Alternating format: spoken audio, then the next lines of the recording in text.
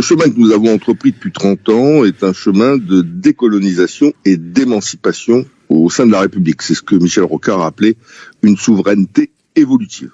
Nous sommes aujourd'hui en Nouvelle-Calédonie compétents dans tous les domaines de la vie d'un pays. Tous, sauf les compétences régaliennes qui sont restées dans les mains de l'État, donc limitativement énumérées dans la loi organique, c'est-à-dire la justice, l'ordre public, la monnaie, les relations étrangères et l'armée. Pour tout le reste, nous gouvernons d'ores et déjà nous-mêmes.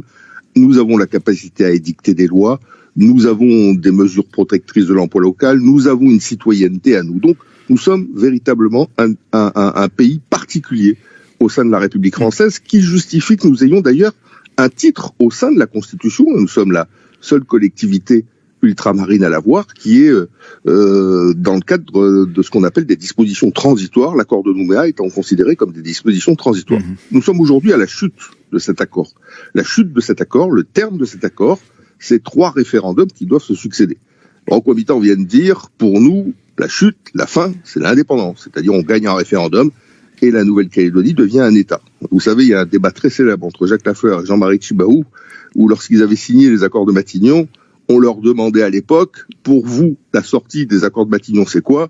Jean-Marie Tjibaou disait l'indépendance avec tout le monde, et Jacques Lafleur répondait la France avec tout le monde. Donc, il y a 2 sensibilités qui se sont opposées tout au long de l'histoire, qui ont réussi à se conjuguer pour construire ensemble aujourd'hui ce chemin d'émancipation. Il faut maintenant qu'on arrête, et ça c'est la position de Calédonie Ensemble, des référendums binaires, des référendums oui ou non à l'indépendance, parce que on arrive aujourd'hui vers un 3e référendum qui aura lieu entre octobre 2021 au plus tôt ou septembre 2022 au plus tard. Ce 3e référendum se terminera peut-être par un 51-49 dans un sens ou dans l'autre. Eh ben, un 51-49 pour l'indépendance ou un 51-49 pour être maintenu dans la France, ce ne sera pas tenable dans notre pays, ni politiquement, ni en termes d'ordre public, ni en termes de vivre ensemble. Donc c'est pour ça que nous on dit aujourd'hui, il faut sortir du référendum binaire dans lequel on est et construire un référendum de projet.